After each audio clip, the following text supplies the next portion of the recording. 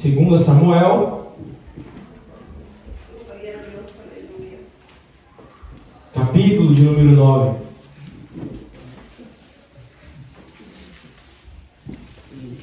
Glória a Deus, aleluia. 2 Samuel, capítulo de número 9.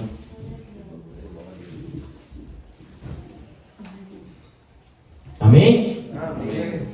E disse Davi: há ainda alguém que tenha ficado da casa de Saul para que faça benevolência por amor a Jonas? E havia um servo da casa de Saul, cujo nome era Ziba, e o chamaram à presença de Davi. Disse-lhe o rei: és tu, Ziba? E ele disse: teu servo.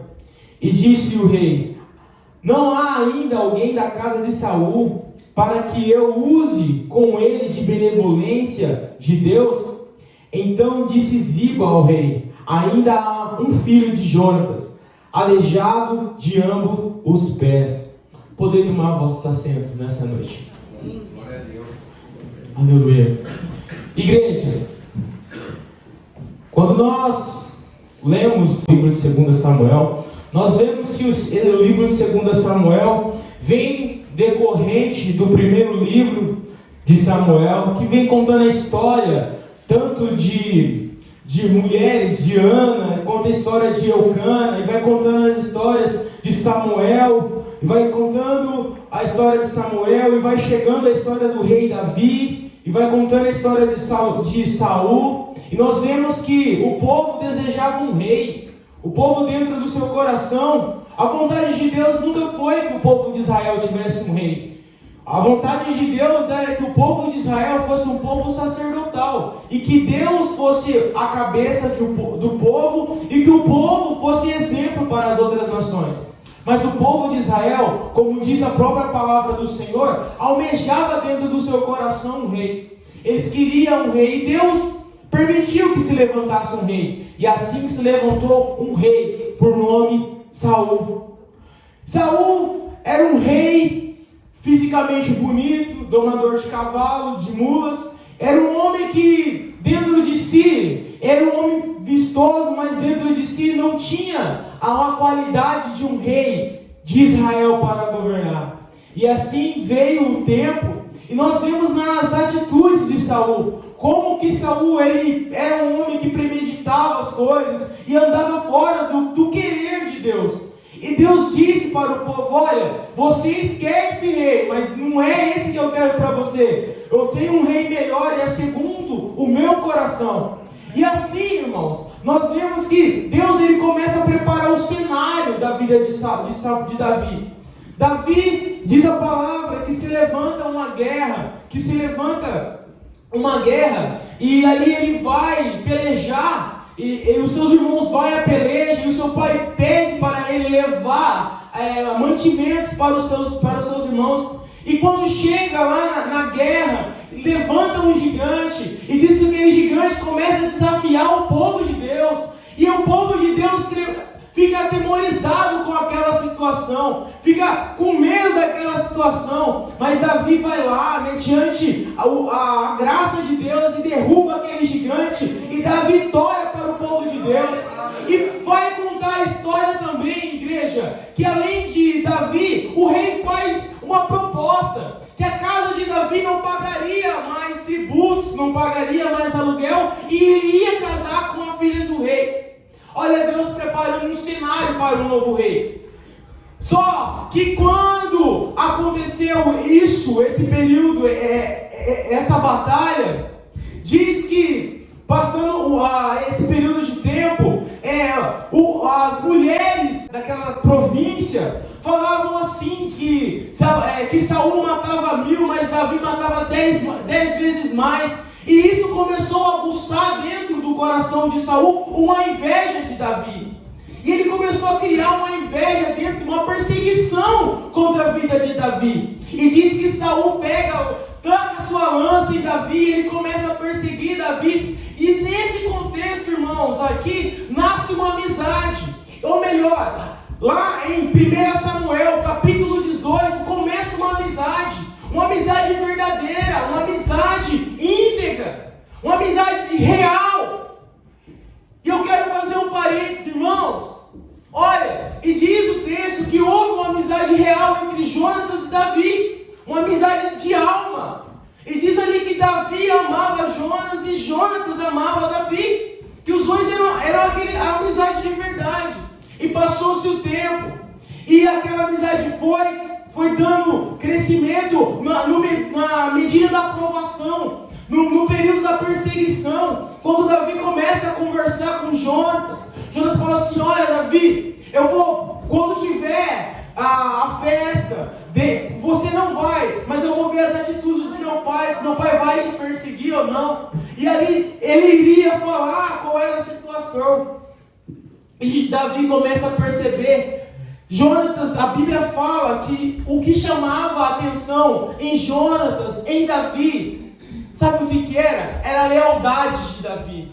Era a verdade que Davi transmitia na maneira de viver, nas suas palavras, no seu modo de se comportar. Jonas olhava para Davi, eu fico imaginando, irmãos. Hoje nós estamos passando por um momento tão difícil de amizade. Nós estamos passando por um momento tão difícil de alguém que você possa deitar a tua cabeça e confiar, abrir o teu coração, dizer o que está acontecendo dentro de você e contar a tua alma. Às vezes nós aprendemos assim: olha, está passando por algum problema, conta para Deus, é bom, mas muitas vezes nós precisamos de verdadeiros amigos que nos escutam, irmãos, que escutam os nossos problemas e dizem assim: olha, eu não posso te ajudar, mas aqui está o meu ombro para te consolar, aqui está o meu ombro para te ajudar nos momentos de dificuldade. Irmão, nós estamos precisando de verdadeiros amigos, que na hora da angústia é o primeiro a estar do teu lado. Não é só no momento de alegria, não é só no momento de felicidade, não, é no momento de perseguição, vai estar sempre te dando a mão. Esses são os verdadeiros amigos, irmãos, que fazem a diferença na terra. E eu quero te dizer uma coisa: Deus conta com você. Sabe por quê? Porque tem pessoas do teu lado necessitando de um braço amigo. Tem pessoas do teu lado necessitando de um abraço, de um carinho. Tua palavra diz assim: olha, eu me importo com você, eu sei qual é a tua dor, eu sinto a tua necessidade. Queridos, como, pastor, que nós queremos que Deus se manifeste aqui na terra, se Ele precisa de canal. Davi e Jonatas foi um canal de amizade. Vocês vão entender lá na frente porque eu falo que eles foram um canal. E diz a palavra que ali houve uma troca de amizade, de um relacionamento verdadeiro. Porque hoje nós vivemos num mundo, pastor, se vê duas pessoas conversando, olha, já começa a dizer: ó, tem coisa aí. Se vê duas pessoas conversando, começa a dizer: olha, tem coisa errada aí. Sabe por quê? Isso, a maldade, desde quando o mundo é mundo, sempre existiu, mas agora piorou. Porque de onde que não deveria ter, hoje tem, queridos, dentro da igreja. Aonde não deveria ter, hoje tem. Nós não podemos, queridos, nós somos unidade, nós somos irmãos em Cristo, nós vamos morar no mesmo céu. Você faz parte do mesmo corpo que eu, igreja. Sabe, às vezes são pequenas coisas que impedem os milagres de Deus. São as pequenas coisas que não deixam o milagre de Deus acontecer. Deus quer se manifestar, Deus quer derramar a tua graça, mas são as pequenas coisas, igreja. São as pequenas coisas, mas vamos continuar aqui. E ali houve essa amizade. Mas Davi, chega um momento que ele diz assim: olha, Jonatas, isso ficando dentro do meu coração, olha, a tua casa vai ser, a tua descendência não vai ficar órfã. E diz a palavra, irmão, que Jonas e seu pai, Jonas mais seus dois irmãos e seu pai vai para a guerra. E chega lá na guerra, irmãos, para pelejar contra os filhos de Deus. Sabe o que acontece? Ele morre. Ele morre nessa guerra. E diz que Davi se entristece no teu coração. Davi fica triste porque ele perdeu um amigo. Ele não perdeu qualquer um, ele perdeu um amigo. O pai de quem? Pai de Jonatas, perseguindo Davi. Jonatas sendo amigo verdadeiro de Davi. E o amigo verdadeiro de Davi morre. Ei, eu não sei quem é o teu amigo de verdade, mas cuide dele antes de que ele morra. Cuide do teu amigo antes que ele morra. Eu não estou falando de morte física, eu estou falando de morte espiritual. Cuide do teu amigo antes que ele se perca. Irmãos, quem tem elo de amizade sabe o que é uma aliança de amizade. Não é algo comprado não, irmãos. Porque olha, Deus falava com Abraão. Deus direcionava Moisés porque eles tinham um relacionamento direto. Sabe, Deus quer ter um relacionamento direto comigo e com você. Mas sabe quem Ele quer usar? Você. Você, eu. Mas olha só o que acontece, irmãos. E diz que ele morre. E diz que ele morre e Davi se entristece pela morte de seu amigo. Irmãos, e diz que nesse período dessa guerra, quando os filisteus e o povo de Israel ouvem falar que Saul morreu, se matou na verdade na guerra, e eles perdem a guerra, começa a acontecer um reboliço. E ali, um dos filhos de Jonatas é levado. E quando pega o menino pelo colo, a sua ama pega o menino pelo colo e diz, fala o José, porque ela tropeça e cai. E quando ela cai, igreja, o menino quebra as duas pernas. Ele se torna, ele quebra as duas pernas, aleijado. Ele fica aleijado de ambas pernas. E ali, queridos, e ela foge. E você sabe para onde que ela fugiu, igreja? Ela poderia ter fugido para todos os lugares. Mas ela foi para um lugar chamado Lodebar. Lodebar era uma cidade de circunvizinhança. Ficava uma cidade distante, abaixo. Ali ficavam as pessoas que tinham problemas, pessoas doentes, pessoas que sofriam, pessoas que eram aleijadas, pessoas sem expectativa, pessoas sem expectativa de vida, pessoas que estavam vivendo por viver. Ali estava um lugar baixo, um lugar pobre, um lugar triste. E quem estava lá? O filho de um rei estava lá em Lodebar, terra de tristeza e dor. Estava lá, como diz a tradução de Lodebar, quer dizer, uma terra sem pastor, uma terra sem paz, uma terra sem alegria. E diz que a serva leva ele para a casa de Marta, para que vai cuidar dele. E ali é que esse jovem ele é cuidado. Até no lugar mais triste, eu sempre vi alguém para cuidar dos seus.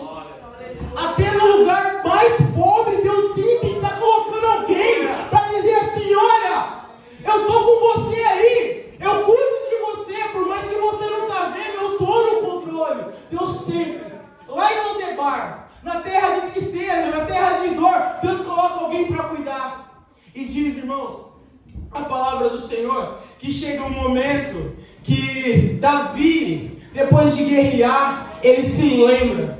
Do que ele se lembra? Da promessa que ele fez para o seu amigo, que ele iria honrar a sua casa. Irmãos, quando alguém subia do trono, diz a história da cultura nesse período de tempo, que o certo era matar toda a família do antigo rei. Matava toda a família do antigo rei, por quê? Para que eles não viessem tomar conta, requerer novamente o trono. E ali Davi faz tudo ao contrário, que diz assim que ele se lembrou, olha, imaginou? Ele se lembrou do quê? Da promessa que ele fez para o seu amigo. Ele se lembrou dessa promessa que ele fez, que ele iria honrar a casa de Jonas. Aí ele fala assim, será que não sobrou nenhum? Será que não sobrou nenhum parente de Jonas? Vamos imaginar, vamos criar uma ideia. Davi andando de um lado para o outro. Eu preciso cumprir aquela promessa. Eu preciso fazer aquela promessa que eu falei. Eu preciso honrar. Irmão, isso é laço de amizade verdadeira. O amigo, ele pode estar longe, mas ele nunca esquece de você. O amigo pode estar do outro lado, mas ele sempre vai lembrar daquilo que você fez, daquela mão que você estendeu. Quem sabe você está olhando e dizendo assim, mas já passou por tanto tempo, já deve ter esquecido. Querido, eu quero dizer que não esqueceu. Porque olha, se ele esqueceu, Deus vai te fazer lembrar. O Espírito Santo diz ao meu coração nessa noite, se prepare para um telefonema lá de longe, de um amigo que se foi, e dizendo assim, olha, eu ainda estou com saudade de você. Amigos de verdade, irmãos, eles são sempre bem-vindos. E Davi lembrou porque a amizade era de verdade. Se fosse uma amizade corriqueira, normal, ele tinha esquecido. Mas, irmãos, Davi não sabia onde que ele estava. Aí ele pergunta, aí diz assim, mas tem alguém aqui que trabalhava com Saul. Então manda chamar. Aí veio Siba, mandou chamar Siba. Siba falou assim, olha, irmãos, sempre tem um Ziba na nossa vida. Não tem como correr. Sempre tem um. Sempre tem um Ziba na nossa vida. Não tem como. E mandou chamar Ziba. E quando chamou Ziba, apareceu e disse, Ziba, tem alguém da família de Saul para que eu possa ajudar? Ziba tem que falar assim, né, irmãos, que seria o certo, né? Tem sim, rei. Alguém lá da família de Davi, de Saul, o nome dele é Mefibosete. Não, Ziba Ziba é aquele amigo da notícia aumentada e ruim. Tem sim, só que ele é coxo, só que ele é aleijado. Quer dizer, olha, para o seu reino ele não serve, porque ele é aleijado. Ele não serve para o seu reino. Tipo assim, parafraseando um texto para os irmãos entenderem. Ele não serve, por quê? Porque ele é aleijado. Sempre tem um Ziba para apontar o teu defeito. Sempre tem um Ziba para dizer algo ao meu respeito. Ou dizer algo de você, ele é legal, mas ele tem problema. Ele é legal, mas ele não é muito normal na cabeça não. Meu irmão, sempre tem um para dizer algo, para te colocar para baixo. Sempre tem um para dizer algo, para te jogar lá para baixo. Mas eu quero dizer para você que o rei mandou te chamar. Não foi o Ziba, foi o rei que mandou te chamar. O rei mandou chamar, irmão. E diz a palavra assim, olha, manda trazer, traga com pressa. Parafraseando o texto para os irmãos entenderem. E diz assim, olha, que Davi mandou chamar Siba. E Siba foi lá, onde? Lá em Lodebar, irmão. Pensa na caminhada. Na terra de tristeza e dor. Ele vivia na terra de tristeza e dor. Lugar de sofrimento, lugar de angústia. E diz, sabe para onde que ele foi, irmãos? Para Jerusalém, lugar de paz. Ele estava lá embaixo, na tristeza e na dor. E hoje ele está lá em Jerusalém, lugar de paz. Quer dizer assim, olha, vai ter mudança de situação. Vai ter mudança de restituição na tua vida. Aquilo que era treva, aquilo que era angústia, vai se tornar em paz, vai se tornar em alegria. Porque o rei mandou chamar. E quando chega, irmãos, eu fico imaginando o Ziba chegando naquela situação. Ele chegando lá. Quando ele entra com Mefibosete aleijado. Mefibosete, eu acho que querendo esconder os seus defeitos, né? Porque a gente é assim, irmãos. Daqui a pouco a gente traz para os nossos dias essa palavra, né? Querendo esconder os seus defeitos, né? E diz a palavra que quando ele chega, o que ele faz? A primeira coisa que ele faz, ele se prostra perante o rei. Irmãos, você pensa comigo aqui, vamos analisar o contexto aqui, cultural e histórico. Irmãos, o rei poderia chegar, como fosse um rei que não tivesse um coração como Davi, dizer assim, olha, eu vou matar esse aí. Esse aí eu vou matar, porque ele vai vir tomar o meu reino. Mas Davi não, irmãos. Davi tinha uma coisa que nós precisamos ter dentro do nosso coração. Irmãos, nós não podemos perder uma coisa chamada benevolência. Nós não podemos perder algo dentro do nosso coração chamado bondade. Mas eu sou bom para aquela pessoa, mas aquela pessoa não é bom comigo, irmão. Nós precisamos ser bons. Mas eu sou mal compreendido. Continua na sua forma, mas tenha um coração bom, coração aberto. Nós precisamos entender isso. Davi tinha. E quando ele se prostra, Davi vai conversar com ele, vai direcionar e dizer assim, você Davi, irmãos, Eu gosto de comer, mas eu fico imaginando a comida do rei, como que deve ser aquela comida farta, aquele banquete, né? E Ziba olhando, eu fico imaginando Ziba olhando, né? Que Ziba é aquele que olha e fala, mas será mesmo? Né? Já viu? Eu já tive amigo assim, amigo Ziba, eu tinha bastante lá no Brasil. Oh, mas será mesmo que vai dar certo? Rapaz, esse negócio aí não sei não, hein? Sempre te joga pra baixo. Por quê? Porque vê os seus defeitos, anda com você, sabe com você. Mas não foi ele quem te chamou foi o rei. E o rei olha assim, olha só, interessante o rei. Diz assim, ó, Ziba, pode falar, rei. Tudo que foi de Saul e de Jonas, restitui Mefibosete. Irmão, você não está entendendo. Tudo que foi de Jonas e de Saul, restitui Mefibosete, porque tudo que foi da sua família voltará para ele de novo. Tudo que foi perdido da tua casa vai voltar para a tua família novamente. Aquilo que foi perdido vai voltar para a tua casa. Aquilo que está fora vai voltar novamente. Vai voltar novamente. Escreve, escuta isso que eu estou querendo dizer para você. Davi restituiu, ainda disse mais. Você está vendo? Eu fico imaginando, pastor Givaldo. Eu fico imaginando ele olhando para a mesa. Se ele fosse um cara igual eu, ele olhar para a mesa, né? Aquela mesa repleta de coisa. Né? Fala assim, né? Olha só, eu aqui aleijado, sem poder andar, com um monte de defeito, com um monte de empecilho, irmãos. Porque você acha que era só a parte dos pés dele, mas o psicológico. Porque ele chegou ali, irmãos, pensando que iria morrer, com certeza. Porque ele sabia qual era a cultura daquele povo naquele período de tempo. Ele chegou com a tua mente, com o teu psicológico abalado, com a tua alma machucada. Aí o rei diz para ele assim, olha, eu vou agir com benevolência ao teu pai, ao teu avô, porque eu era muito amigo do teu pai. Irmãos, e o Davi restituiu, só que ele se prostra novamente, sabe como? Confuso, desacreditando de tudo aquilo que o rei ia fazer. Aí o rei fala uma coisa para ele, que o Senhor Jesus fala para mim e para você todos os dias quando nós entramos aqui dentro, e nós deixamos de ouvir, porque nós perdemos esse relacionamento, porque nós já deixamos de ser amigo, nos tornamos colega de Cristo. Colega não é amigo, igreja. Colega você vê de vez em quando, mas amigo você vê todo dia. Amigo você quer estar perto. Amigo você sente saudade. Sabe o que ele falou? Eu fico imaginando, olha, parafraseando, que eu gosto de parafrasear. Escuta, tá olhando essa mesa? Tá vendo aquele frangão? Tá vendo isso aqui? Isso aqui é seu também.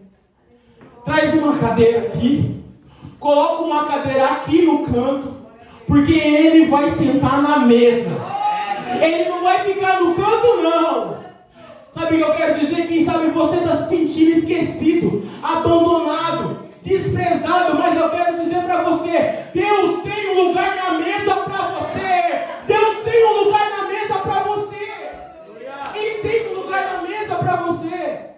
Sabe, imaginou? Ele olhando e dizendo assim, mas será é eu mesmo?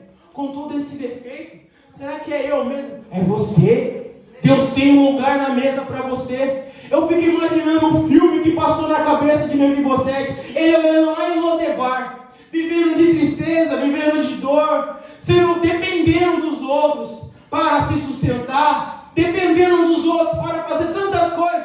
Agora chega o rei, chegou o momento da exaltação, igreja. Chegou o momento de Deus colocar as coisas no lugar onde que tem que ser colocado. Mas quando Deus fazer, vai ser Deus que vai fazer. Quando Deus colocar a mão, vai ser Deus que vai colocar a mão. Porque vai chegar um tempo de restituição. Eu acredito na restituição. Deus vai restituir as coisas que foram quebradas. Coisas que foram que for da vontade de Deus. Nós temos que entender isso também, quando é vontade de Deus. E Deus direcionou, por benevolência e por amor, Davi foi e abençoou. Agora eu quero trazer para nós, nos nossos dias. Igreja, mais uma coisa que o Espírito Santo disse ao meu coração, para mim poder entrar nessa parte rápido. Irmãos, Ziba, olhando tudo aquilo, né? Aquele amigo Ziba olhando, falando assim: ah, pai, até na mesa o homem vai sentar. Mas vem cá, ele não é aleijado? Irmãos, quando você senta na mesa, os seus defeitos não aparecem. Aleluia! Você está entendendo? Quando você senta na mesa, ninguém vê mais defeito. Todo mundo é igual, pastor. Aí eu entendo que Paulo fala do corpo, da unidade do corpo. Cada um faz parte do corpo, mas o corpo ele é completo. O corpo ele se completa, sabe? Cada um faz parte, mas o corpo é um só. O corpo é quem é Cristo. Aí eu digo para você: bem-vindo à mesa. Bem-vindo à mesa. Ah, mas eu tenho tanto defeito, eu tenho tanta falha, eu peco tanto, eu erro tanto. Bem-vindo à mesa. A mesa está aqui, querido. A mesa está aqui. Você sabe, olha, irmãos, no contexto para nossos dias, essa palavra está querendo dizer sobre graça, sobre a graça de Deus, porque Deus, através da graça de Jesus, como vamos usar aqui uma tipologia de Davi como Cristo, e Ziba como eu e você, pecador, aleijado, né? Manquejando de vez em quando, um pé na igreja, um bem Raimundo, um pé na igreja, um pé no mundo, como falou domingo passado aqui, mesmo sendo falho, Jesus nos convida à mesa, pela sua graça, pela sua misericórdia. Sabe por que ele me convida à mesa? Por causa que ele acredita em você, ele acredita na sua mudança, ele acredita na sua regeneração, ele acredita, porque olha, como que Davi e Jonatas fez essa aliança lá na cruz do Calvário. Jesus fez a mesma aliança por mim e por você, que ele iria morrer na cruz, ele iria morrer e ao terceiro dia ele iria ressuscitar, e quando ele ressuscitar nós teríamos ter vida e vida com abundância. Entenda uma coisa, a mesa está aqui. A mesa está aqui todos os dias. A mesa está na tua casa todos os dias. Todos os dias, irmãos, nós passamos pelo processo de mudança, de limpeza interior. Olha, nós não somos, eu fico pensando assim, da igreja, não da igreja assim, da igreja geral. Irmãos, nós não somos santos a ponto de não buscar a santidade.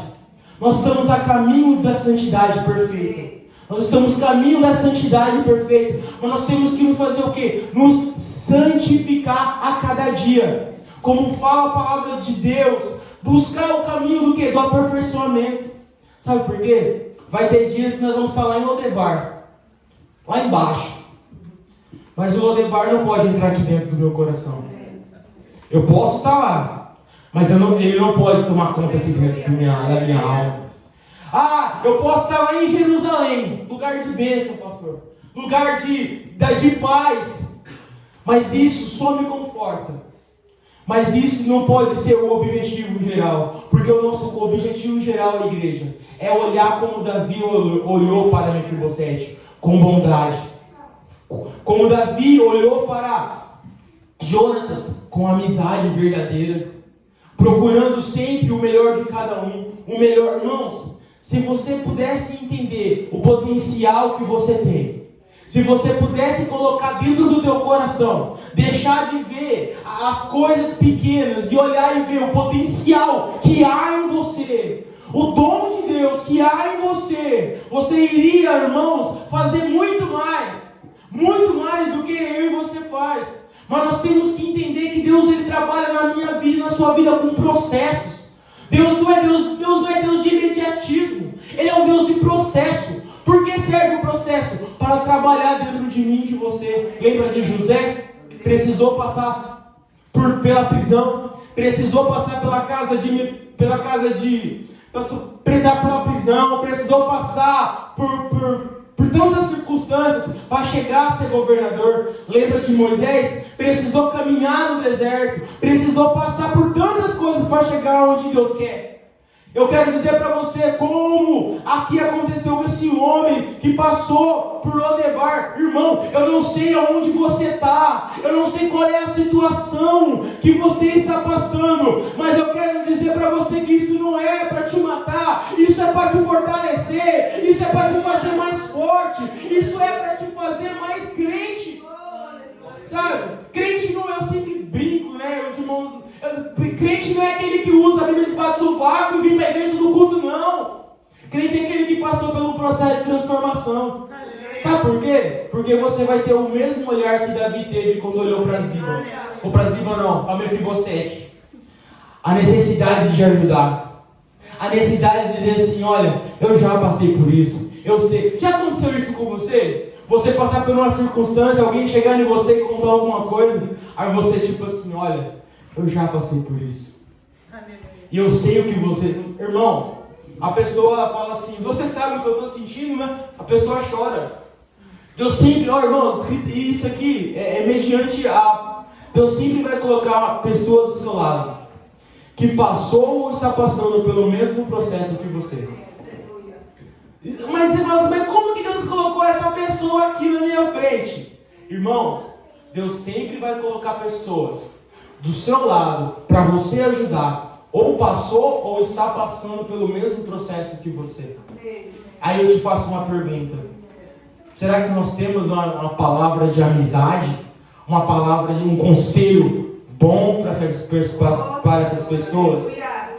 Sabe, irmãos, às vezes o evangelho é puro e simples, a gente é que complica. Deus só quer uma coisa de mim e de você: que nós confiamos na palavra, meditamos e aplicamos a palavra dentro do nosso coração, mesmo não sendo perfeito, mesmo no caminho da perfeição. Mas, irmãos, sempre haverá alguém mais necessitado que eu e você. Sempre haverá alguém com mais necessidade que eu e você. E você sabe quem que Deus quer usar? Não é eu. Não, Deus quer me usar. Mas assim, é você aí, cara. É você. Deus vai colocar pessoas do teu lado para você ajudar. Irmãos, aí eu te faço uma pergunta que o Espírito Santo me fez: o que você tem para oferecer? É uma preocupação nossa. Eu tenho, graças a Deus, eu tenho um louvor. Só não pede muito, mas eu tenho um louvor. O que você tem para oferecer?